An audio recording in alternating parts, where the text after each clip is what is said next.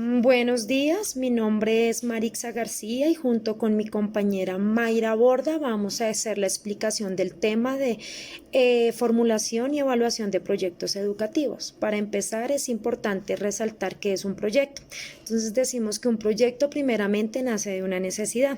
A partir de esa necesidad se empiezan a generar una serie de estrategias con acciones interrelacionadas y coordinadas para poder alcanzar los objetivos del mismo. La formulación de proyectos y su ciclo de vida. Para poder generar un proyecto debemos de tener en cuenta ciertas fases. La primera es la preinversión. Allí es donde se identifica el problema y se dan las posibles soluciones. La segunda es la promoción, negociación y financiamiento. Entonces, esta parte tiene en cuenta las políticas públicas de Estado.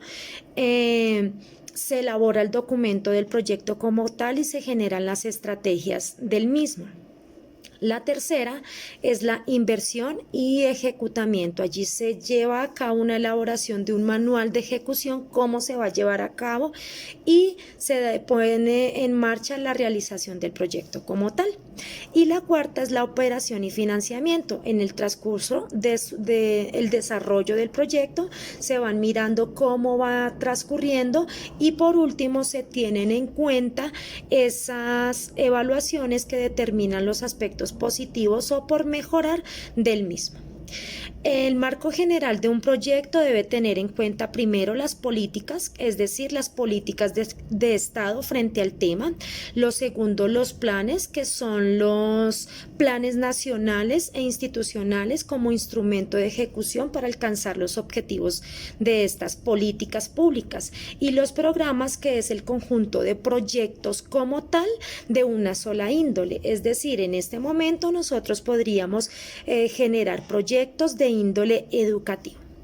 Los proyectos tienen dos tipos, los micros, que es cuando hablamos de proyectos temáticos. En estos tenemos en cuenta los socioeconómicos, los culturales, los educativos, entre otros, y los macro, que son de ámbito nacional, internacional y regional, pero también los proyectos de objetivos de estudio, que es en donde se tienen en cuenta el desarrollo de investigaciones y de adquisición de información.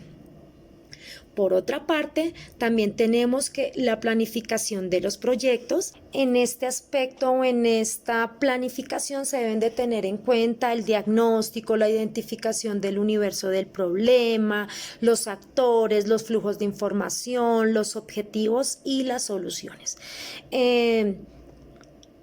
Para la evaluación del ciclo de vida de los proyectos, es muy importante tener en cuenta el antes, el durante y el después. El antes se enfoca a la promoción, a la negociación, al financiamiento, a la preinversión, que indica los aspectos financieros, ambientales, económicos y sociales del proyecto.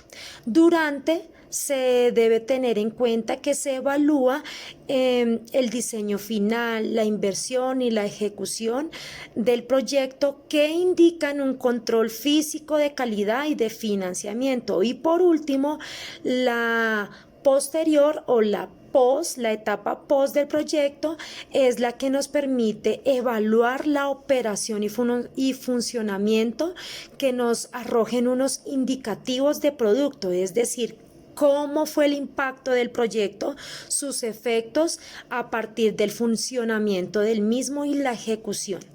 Y por último, siempre se debe tener en cuenta la evaluación, que permite hacer comparaciones según las normas prevalentes o establecidas para el proyecto y tener en cuenta los recursos y resultados obtenidos. Bueno, seguimos con el capítulo 3, el cual es la fase de preinversión. En este, el sumario es la habilidad del proyecto. Él es el que estudia la fase de preinversión del proyecto como una etapa inicial de su formulación. Los niveles de la fase de preinversión y la propuesta del proyecto puede realizarse en diferentes niveles. Cada nivel diferencia el grado de profundidad y las fuentes de información utilizadas. Este es un documento bien estructurado con cierto grado de información y análisis del contexto del proyecto. Se manejan los antecedentes, la necesidad del problema, la justificación, los objetivos, las metas, el ámbito del mercado, los aspectos técnicos, la financiación económica y social y los ambientes del proyecto.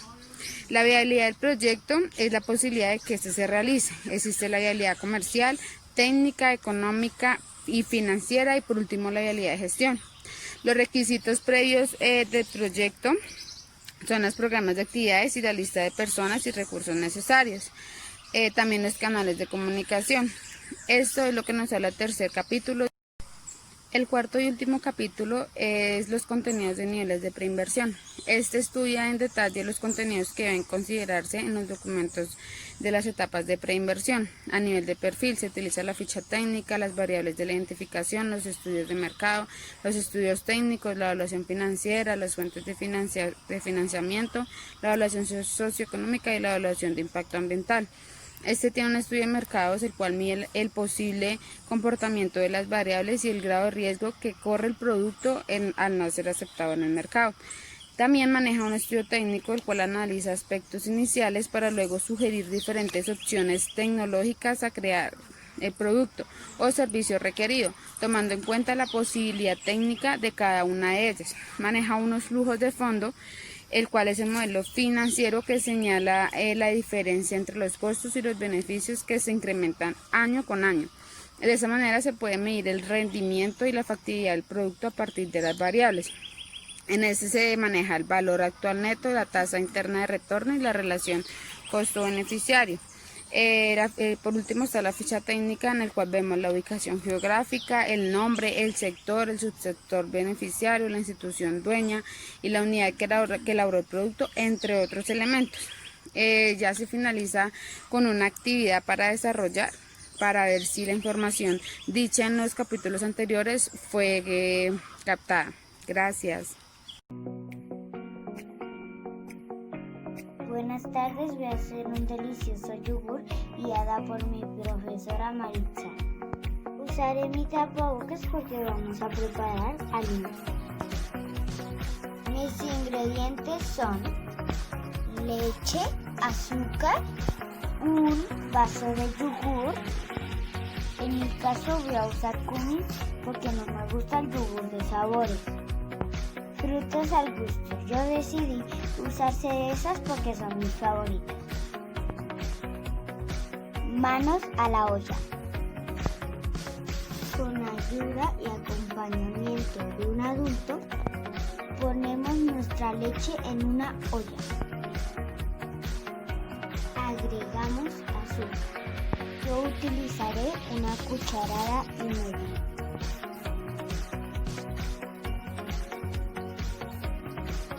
Y mezclamos bien.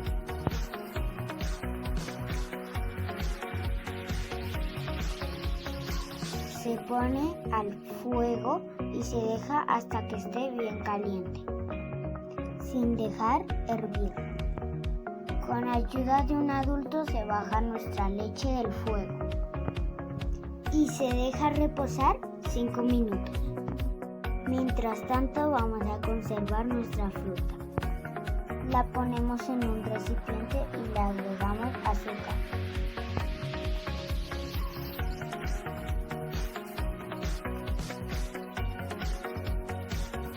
Mezclamos bien. Luego la llevamos al fuego. Con ayuda de un adulto retiramos del fuego.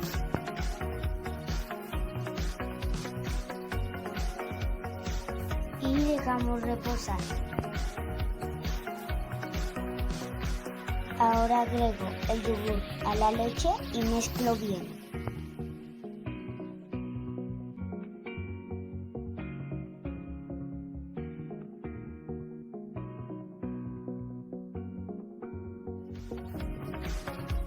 Finalmente cubrimos nuestras vasijas y dejamos reposar nuestra leche y nuestra fruta hasta mañana.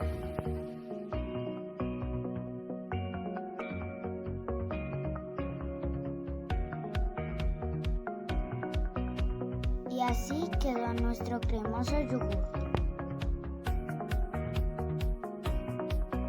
así nuestro dulce de cereza.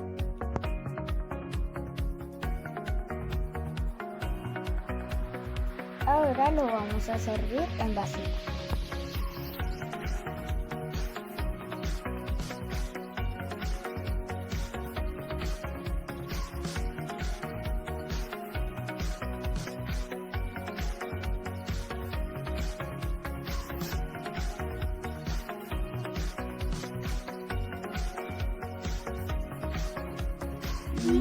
¡Qué rico!